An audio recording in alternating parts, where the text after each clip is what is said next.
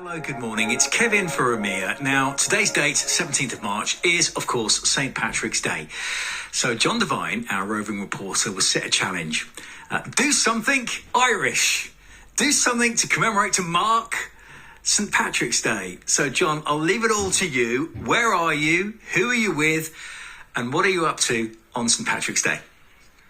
Well, Kev, I tried to do a Michael Flatley river dance type routine, but my legs are not fast enough, so I gave up the ghost on that one. So I've popped along. This is very interesting, I think, anyway.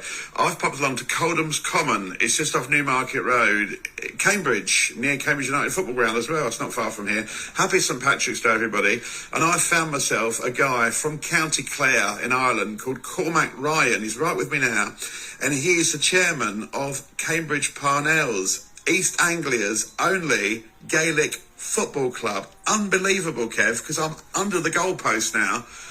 Or the Gaelic football post. They look to me, as a novice, like the rugby goalpost. But they're not, Cormac, are they? Differ? What's the difference?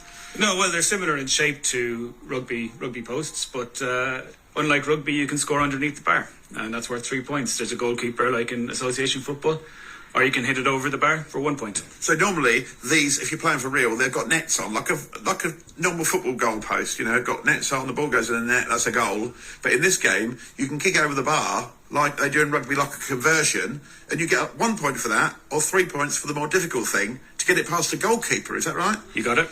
Yeah, so we're on the pitch now, Kev, which I must say is a lot longer. The post is up the other end, but it seems a lot longer than an association football pitch, this one, Cormac. Yes, it's about 150 metres. It's a lot bigger than football.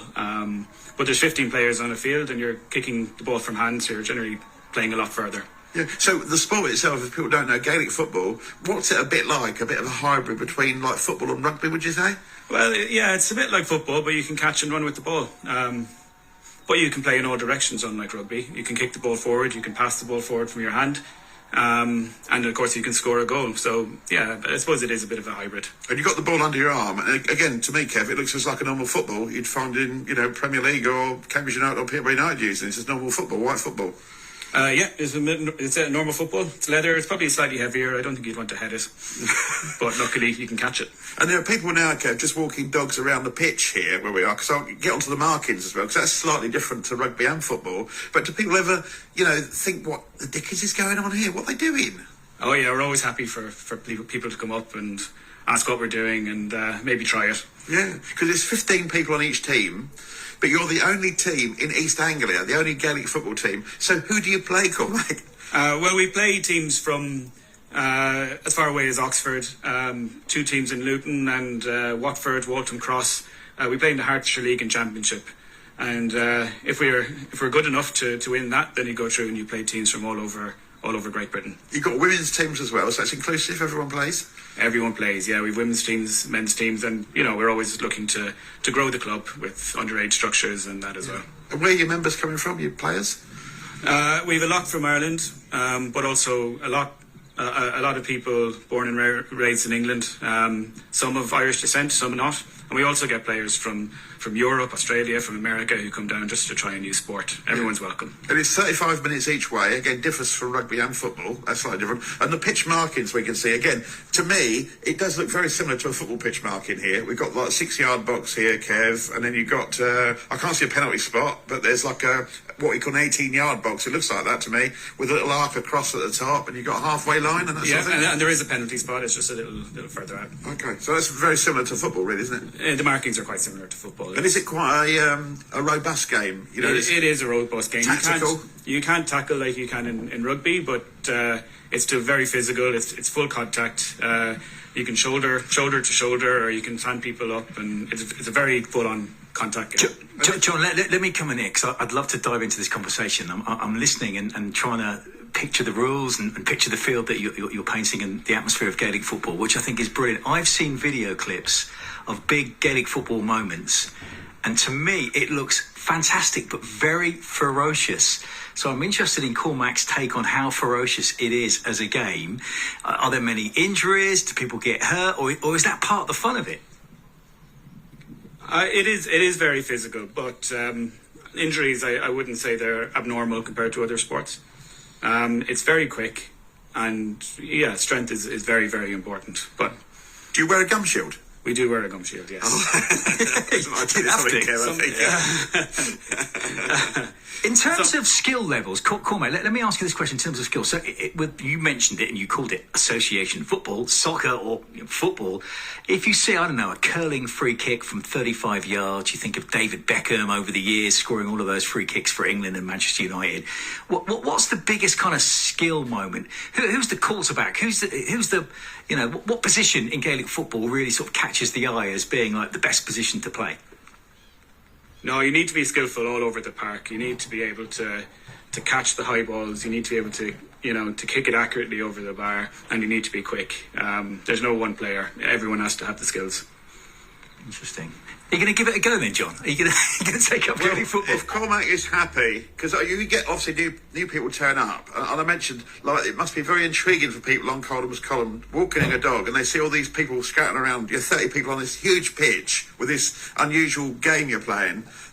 Is it easy to teach someone like me? I mean, I'm not bad at football, and a few weeks ago, at the start of the Six Nations, I got taught, Kev, how to kick a conversion with the rugby ball. That was all right. So hopefully I might be all right, you think? Yeah, it's at skill level, anyone can pick it up. Anyone can pick it up. Any Any fool can do it. So Hold on a minute. Everyone's I think a bit like there's a thing called walking football, John. We maybe need to look at walking Gaelic football for you, non-contact. But I am intrigued by all of this. Apparently, Gaelic football was first played way back in the 1880s. And am I right in thinking, Cormac, it's actually the most popular sport in Ireland?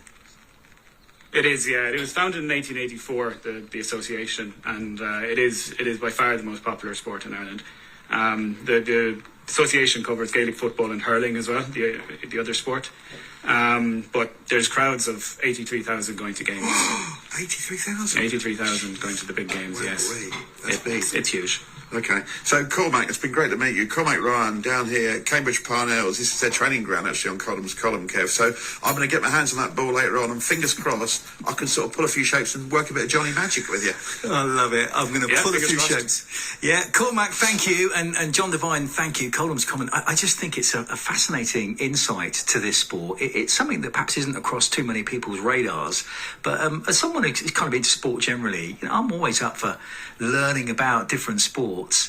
And of course, with Gaelic football actually happening in Cambridge, maybe we'll find out a bit more when we come back to Johnny in the next hour about where we can go and watch Gaelic football and maybe see our local team in action. And and John's going to spend the next 20 minutes or so practicing, so perhaps we'll see him giving it a little go and having a little game of mini Gaelic football on St Patrick's Day here in Cambridge. Now from football that we know to another type of football, Gaelic football, that we learned earlier is the most popular sport in Ireland. And today is St Patrick's Day, so John Devine, our roving reporter, has been out and about. We heard from him 30 minutes or so ago. He's in the Cambridge area somewhere, and he's got with him a chap who's an expert with Gaelic football. So back to you, John. What's the latest? Oh, yeah, Kev. Well, the latest is it's now pouring down rain, which you might hear because my guest, Cormac Ryan, has got the brolly up, so that's all right. But we're down here at Coldham's Column, Kev. It's just off Newmarket Road. And you mentioned Cambridge United just now, playing at home, and I can see their floodlights from where I am now, because it's just off Newmarket Road, quite close to the ground. And we're on this vast, expansive common, which has lots of football pitches on, but strangely enough, well, it fits in perfectly with St Patrick's Day. It's got the Gaelic football goalpost pitch and all the shenanigans that go with it right here, and I'm right under the post now, and I've got Cormac Ryan with me. He is the chair of East Anglia's only Gaelic football club. And the other interesting thing, Kev, I've just seen, is across the way, there are another set of goalposts, which again don't look like rugby goalposts. They are, Cormac, what are they? They're American football posts. American football. So all sports from all over the world go on here at Coldham's Common. I never knew. And there's a baseball pitch? There's a baseball diamond down in the corner, yeah. Oh, wow, it's amazing. So we're talking today all things Irish, with it being Happy St Patrick's Day, dear Cormac. And you grew up in County Clare, so you've got memories of St Patrick's Day being a big thing there. I do, yeah. Every St Patrick's Day was parades, be it with the Cambridgeshire Scouts or your local your local GAA team, your Gaelic football team or rugby team would all have to parade through the town in the cold in your gear. So it's just like being in County Clare today, isn't it? It's just like this game was designed for this weather. Yeah, and you've also brought some paraphernalia with you to do with another sport, Kev. I've never heard of this one. It's called hurling, not curling. That's the thing they play on ice, but this is called hurling, and it looks like it looks like a bit of a hockey stick to me. I don't know. Is that the thing? So this isn't played on ice. This is played on the same field as we play Gaelic football, and it's played with like a hockey stick with a flattened boss, a flattened top, so you can balance the ball in it and run with it. It's usually made from ash, but nowadays also from bamboo, and we've got a white kind of tennis ball shaped leather and cork ball. That's the ball you play with. It's a bit like a cricket ball, maybe a small bit lighter. And it's a ferocious game as well, a bit absolutely like ferocious. You Gaelic football. Absolutely ferocious. Sticks flying.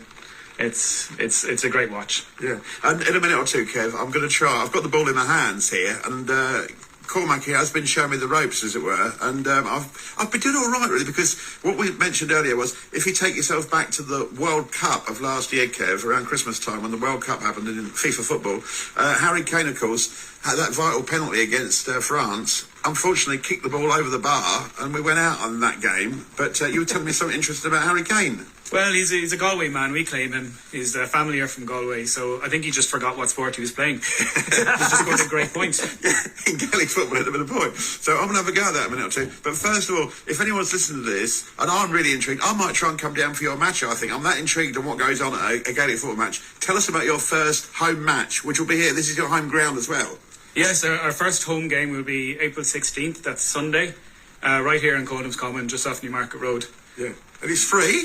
Absolutely free. Yeah, absolutely donations welcome. All support welcome. Please come down and make noise. Yeah, and if anyone wants to get interested and find out more about your club, which is really interesting, the only one, let's not forget, in East Anglia is called the Cambridge Parnells. How do they find out more about you guys? Well, find Cambridge Parnells. We're on Facebook, we're on Twitter, we're on Instagram. We're all right across it. Yeah, and ladies can play as well? Ladies can play. Ladies play as well. Yeah. We've ladies and men's teams. What'd you get out of it? Yeah, why didn't you just play football and be done with it? It's well, you can come down to try something new, and it's just better than football. And the camaraderie is great. It's a really great bunch of people we have playing here, and a really good club. The moment of the truth. I'll make a few excuses, Kev, first, if I may, because I've got the ball here. I'm about, 20, 25 feet away from the post here. That's about it, to kick a point, not a conversion. I'm about to try and kick a point. Try kick a point, and you haven't missed one yet. So I've got my walking boots on. That's my first excuse, and I've got to hold a microphone, and my headphones are jingling around. We've got the brolly over our heads, so I've got a few little obstacles. I'm going to just bounce the ball. Come on, JD, you can do it. Score a point. Come on, JD. What's the biggest occasion for Gaelic football? Like the FA Cup final? All Ireland football final. The All Ireland football final. All-Ireland and football which final. teams might be playing? Possibly Dublin and Kerry. Dublin and Kerry. My daughter's called Kerry, so I'll be Kerry. All right, so it's Johnny now, about to kick for Kerry. In the last minute, we're in injury time. They have injury time. You're in injury time. Right, okay, this is a big moment. Ready? Point to win it. Crowd noises are done like this. Come on, Jenny. Can he score the point? Thanks, Kev. Ready? Here we go. Ready? Oh! Missed it. Over the bar. Hey! Over the bar. 1 point. 1 point. Harry Kane, you live, man. Harry Kane, Harter. John, well done. Yeah. Listen, we've got a moment. Can I just ask Cormac a couple of questions? I mean, St Patrick's Yes. Day, it's wonderful to hear all about the fact that there is this Gaelic football team on our doorstep, and I'd urge anybody listening, April 16th, is it the 16th you said? For the first time game? April 16th. Yeah, get down and watch the Gaelic football. Couple of questions for St Patrick's Day as you stand there under the umbrella. The first is about a different sport, rugby. Ireland are flying in the Six Nations. I don't know whether you follow rugby or is it only Gaelic football you're into? No, I do follow rugby. Looking forward to tomorrow. Well, what a day. Describe your feelings as Ireland take on England in Dublin with a chance of winning everything tomorrow in the Six Nations. What are your thoughts about that game? I don't want to get too far ahead, but very, very excited. I don't want to tempt fate or anything, but I think we have a really good chance tomorrow. And what is it Really about good the chance. Irish and rugby? How come you're playing so well at the moment? What's the secret to that? I think it's the skills that was picked up on the Gaelic football field with all these players going. They just learned. Yeah, okay. Well, I actually, even though obviously I'm English and normally I would be supporting England. I would love to see Ireland win the Six Nations over France. So that's stated and on the record. And the other thing I just wanted to ask about, I visited Dublin on St Patrick's Day, 8 years ago, I think it was. Had an amazing day in Dublin, the friendliness and the warmth of the people. But what really struck me was how delicious typical Irish dishes are food-wise. So can you just paint a picture to our listeners now, Cormac? What would be your most delicious Irish meal? What would it consist of? Oh, you can't beat the bacon and cabbage. I'm going to go traditional. Bacon and cabbage? Bacon and cabbage, or as you call it, gammon. But it's proper, very tasty. Kind of like It's Irish fantastic stew. tasting, Is but- it kind of Irish stew? Is that what it is? Our Irish stew is anything good and warming in the wet weather, Yeah, okay, good on you. Well, Cormac, thank you. And Johnny Devine, brilliant. Well done for getting that point and kicking that goal. Can I just confirm, it definitely was a goal? You're not just like painting those pictures, because we can't see you, we can only hear you. It's the magic of radio. Yeah, it's we'll say no more. Say no more. I'll tell you what also, very quickly, Kev, I have kissed the Blarney Stone. Have you done that, Cormac? I've kissed the Blarney Stone. No, I could tell. You can tell I've got the luck of the Irish. Gift of the gab. Yeah, it completely has. Okay, well, we're going to leave it there. We'll leave John Devine with Cormac. They're out there in Coldham's Common, under the umbrellas. It's chucking it down with rain. We're just bringing a little flavour of one of those typical Irish sports, Gaelic football, and it's great to see that that's alive and kicking and a thing for us here in Cambridgeshire. So thanks to Cormac and thanks to Johnny Devine reporting there.